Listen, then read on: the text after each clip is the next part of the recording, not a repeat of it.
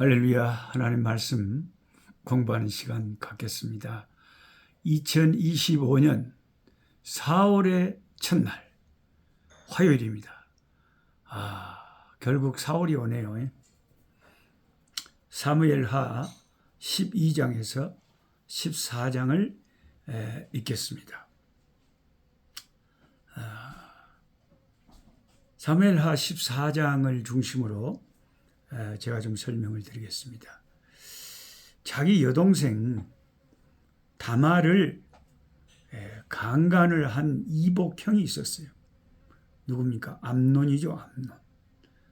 그 암논을 탁 노리고 있다가 적절한 기회를 봐서 압살롬이 자기 여동생 다말을 강간한 죄를 물어서 이복형 암논을 죽입니다. 이건 왕자의 난이고 이것은 아버지 다윗 왕의 입장에서 보면 아주 용서 못할 짓이죠. 그래서 압살롬은 3년간 망명 생활을 하고 있었습니다. 다윗의 아들 압살롬을 3년이 지나니까 마음으로는 그리워함이 있겠죠. 그리워하며 염려하고 있다는 사실을 대충 가까운 충복인 군대 장관 요압이 눈치를 채고 한 지혜로운 여인을 찾아가지고 그 여인을 이렇게 가서 왕한테 말해라. 이렇게 작전을 짜줬어요. 그래서 드고와 여인을 등장시킨 요압은 그 여인이 어떻게 가서 왕에게 말할 것을 아주 지혜로운 꾀를 냈어요.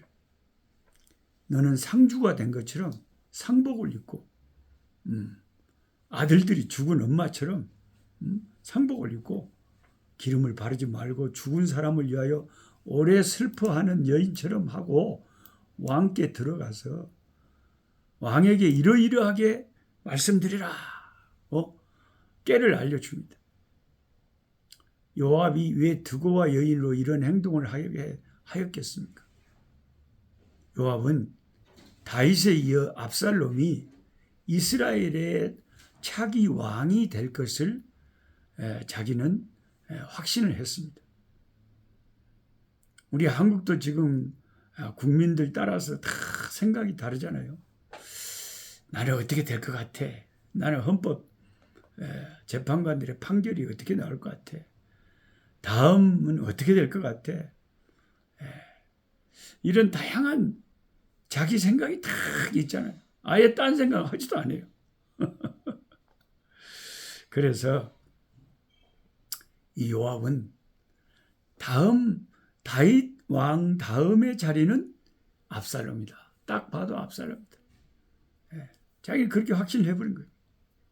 그래서 미리 압살롬에게 환심을 살 목적으로 이런 일을 꾸민 거죠. 다시 압살롬이 복귀할 수 있도록 그런 일을 꾸민 거예요. 요압은 자신의 권력을 유지하거나 자신의 복수를 위해서는 이 요압이라는 인간을 성경에서 보면 수단과 방법을 가리지 않는 아주 교활한 사람입니다. 바세바를 범한 다윗이 우리아를 전쟁 중에 죽게 하도록 명령했을 때도 그대로 시킨 대로 하잖아요. 자신의 동생 아사헬을 죽인 아브넬을 죽일 때도 왕의 명령이 있는데도 불구하고 죽여버리잖아요. 이번에도 압살롬에게 환심을 사기 위해서 인간적인 계책을 꾸밉니다. 그런데 이 요압이 꾸민 계책이 성공은 했지만, 그래서 압살롬이 돌아오기는 했지만 결국에는 이제 내일 읽을 사무엘하 15장에 가보면 압살롬이 이 임금에게 반란을 일으키는 엄청난 비극적인 사건을 초래하게 된 원인을 지금 이 요압의 꾀가 요압의 작전이 빌미를 제공하게 된 거죠.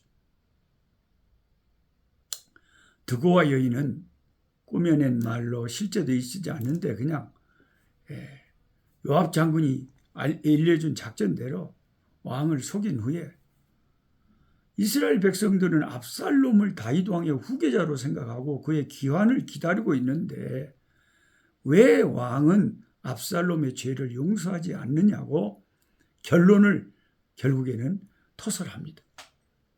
아무도 그런 말을 못하는 거예요.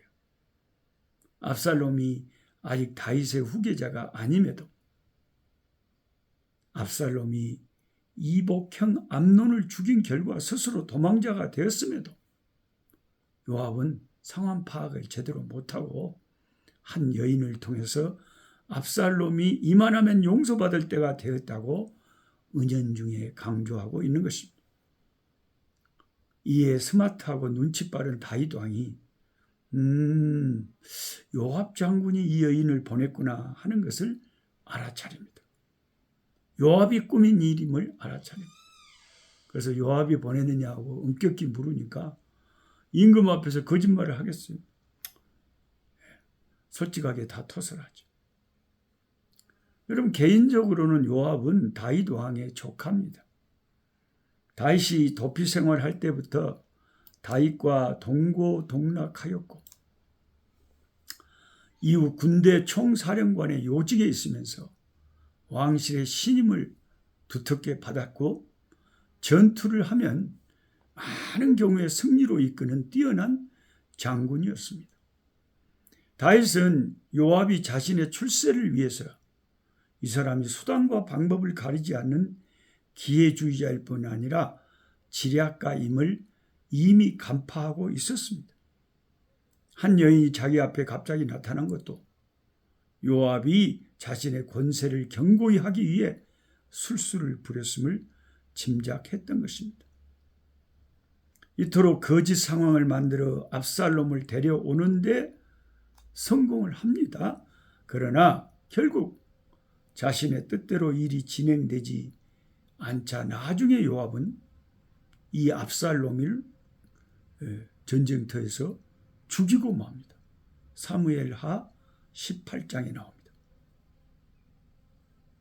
요압이라는 이 사람, 이스라엘과 다윗을 위해 평생 충성을 다한 것 같지만 하나님의 뜻에, 하나님의 말씀에 순종하지 않고 자기 자신의 개인의 생각에 귀 기울이고 산 그의 행동은 결국에는 선한 결과를 가져오지 못했습니다.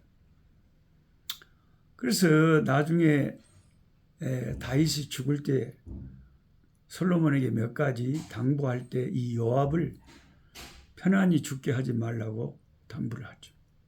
그래서 요압은 말년이 비참하게 죽습니다.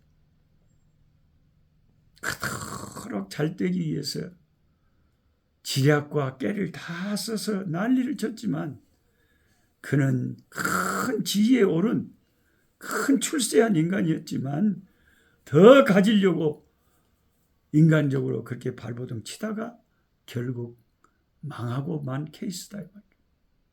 인간은 왜 그렇게 어리석은지 몰라요. 우리가 하나님의 뜻에 귀 기울이지 않으면 하나님의 뜻을 나를 위한 출세의 도구로 이용하는 어리석음에서 벗어날 수 없습니다. 교회를 이용해서, 예수님을 이용해서, 복음을 이용해서 뭔가 내가 추구하고자 하는 그런 목적 달성을 하는데 수단으로 사용하는 그런 엉뚱한 일이 있을 수 있잖아요. 세례 요한은 혼동스러운 상황을 자신의 생각으로 결론을 짓지 않고 제자들을 보내서 예수님께 질문을 합니다. 그는 예수님께 솔직하게 자기가 너무 이제 마지막 죽음 앞에 있을 때에 정말 예수님께서 강력한 능력으로 뭔가 권능으로 메시아적인 엄청난 역사를 할 것을 은근 기대했지만 그런 것이 보이지 않았을 때에 세례 요한은 잠시 혼란이 왔겠죠. 감옥에 있으면서. 그러면서 제자들을 보내서 정말 오실 메시아가 당신이십니까? 하고 물어봅니다. 그는 그 질문을 통해서 예수님의 말씀을 듣고 싶어 한 거죠.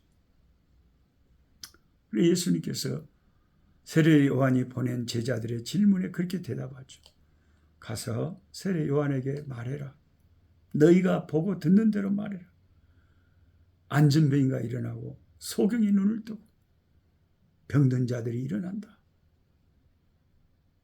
이게 이제 메시아가 오셔서 할 일이 기록된 예언이 예수님을 통해서 이루어지고 있다는 명확한 대답이죠. 감옥에서 이 예수님의 대답을 듣고 세례 요한은 바른 말을 하다가 생명의 위협을 느끼는, 그래서 생명을 바치게 되는 때가 왔지만 확신을 가지고 자기의 사명의 길을 죽음의 길이라도 마다하지 않고 감당을 했습니다.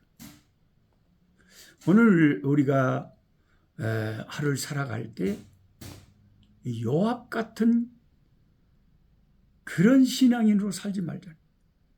얼마든지 하나님이 복을 주셨고 얼마든지 하나님 누리게 하셨고 부족함이 없음에도 불구하고 더 연구하고 더 나은 영화를 추구하려다가 그게 하나님의 뜻이 아닌데 막 인간의 작정과 깨와 사리사욕을 위해서 압살롬의 복귀를 추진했지만, 그래서 자기 뜻대로 압살롬이 돌아왔지만 나중에 더 큰 화근이 되더라고요.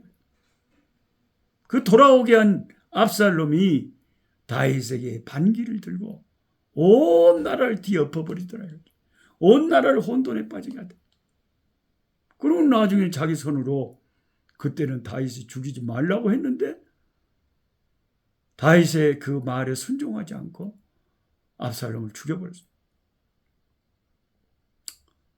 그러니까 여러분, 우리가 교회에서나 신앙생활 하다 보면 요압 같은 사람이 있어요. 근데 여러분이 꼭 기억하셔야 되는 것이, 요압은 말로가 비참했습니다. 제 명예 못 살았습니다. 그는 비참하게 솔로몬 왕이 보낸 군인들에 의해서 처참하게 살해를 당하고 맙니다.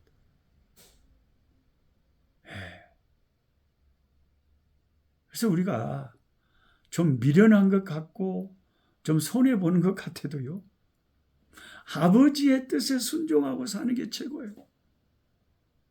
아버지의 때를 따라 아버지가 자연스럽게 역사해야 된다는 거죠.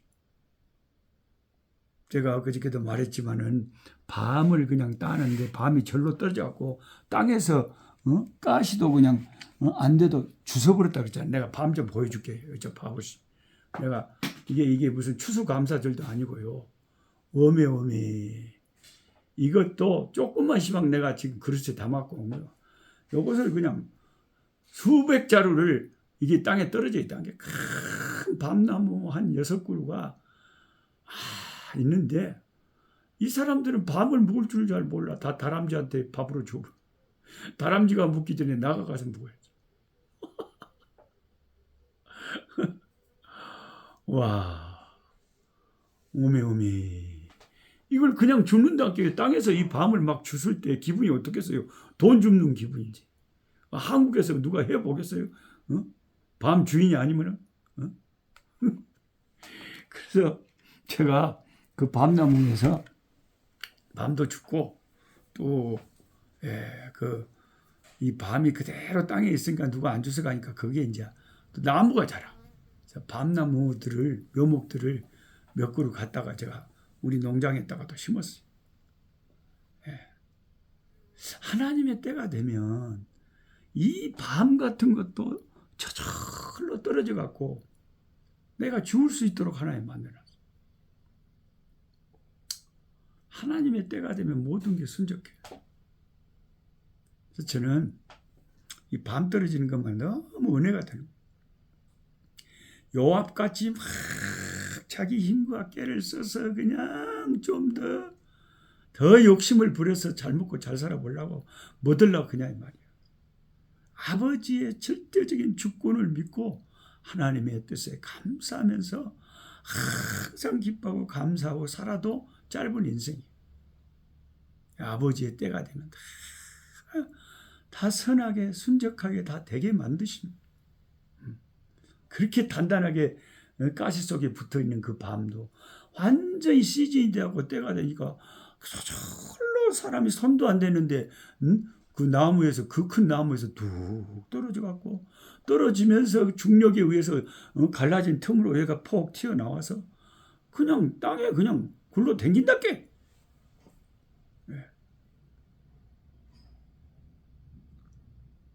하나님께서 죽음도 마찬가지. 여러분, 나 죽을 때 얼마나 무서울까? 엄마, 하나님이 안 무섭게 한단게. 우리가 태어날 때도 아무것도 모르고 엄마 뱃속에서 세상에 나왔잖아요. 내가 뭐 나오려고 막 애를 써서 엄마 터널을 통과해서 세상으로 가자. 뭐 마음을 굳게 먹고 막 무섭고 그랬어요. 아무것도 모르고 그냥 태어나게 하니까 태어난 거 아니에요, 시방? 죽는 것도 마찬가지예요. 아버지가 때가 되면요, 아주 자연스럽게 다 숨 넘어가게 하셔요. 우리는 또 자연스럽게 예수 공로로 천국으로 인도해 주셔요. 나 우리 엄니 돌아가실 때에 임종은 지켜보지 못했지만 마지막 때가 돼서 내가 한국에 갔을 때 엄니 병원에서 요양병원에 계실 때 엄니가 이제 돌아가실 때가 되니까 아이고 나를 별로 안 좋아하더라고요. 이게 다 귀찮은 거예요. 그래서 나는 너무 애달파서 엄니 하고 조금이라도 엄니랑 있으려고 했는데 엄니가 아니 빨리 가라. 가요? 나 누군지 모르요? 또록수제 누구요? 나 가도 괜찮아? 괜찮아 얼른 가. 나 안 보고 싶어요. 아니 괜찮아 가. 성가세. 그래서 저는 병원에서 오면서 그걸 깨닫는 거예요. 이 밤처럼 때가 되면 사람이 죽는 것도 세상의 집착도 그냥 다 내려놓게 하고 모든 것이 자연스럽게 낙엽처럼 마지막 잎새가 떨어지는 것처럼 우리의 삶과 죽음이요 아버지 앞에 맡기고 살면 다 걱정할 게 없어요. 다 자녀 미리 걱정할 거 하나도 없단 게 요압처럼 그렇게 깨버리고 살면 제명에 못 삽니다. 그래서 오늘 이 성경 말씀을 통해서 참 믿음을 하나님을 의지하는 믿음을 새롭게 한번 다져내 봅니다. 하나님 아버지 요압이 자기 꾀를 써서 두고와 여인을 출연시켜서 왕을 설득했어요. 압살롬을 3년 만에 궁정으로 복귀시켰지만 그때부터 압살롬은 반란을 획책하는 참 악의 씨앗을 아버지 키우고 있었습니다. 결국 요압이 하는 일들은 하나님의 뜻에 부합하지 않는 인간의 힘과 인간의 꾀와 인간의 생각으로 산 잘못된 신앙이었습니다. 우리도 신앙생활하면서 하나님의 뜻보다는 꾀가 많고 기도보다는 내 아버지 생각으로 가득 찬 그런 신앙생활이 되지 않고 하나님의 절대 주권을 의지하면서 하나님의 때를 바라보면서 주님을 기다리고 주님에게 순종하고 사는 우리의 신앙이 나날들이 되게 하여 주옵소서. 예수님의 이름으로 기도하옵나이다. 아멘. 약한 자 힘주시고 강한 자 바르게 주한 자 정택함이 주님의 뜻이라 해 아래 압박 있는 곳 주 거기 계셔서 살로 말아 주시어 정의가 선하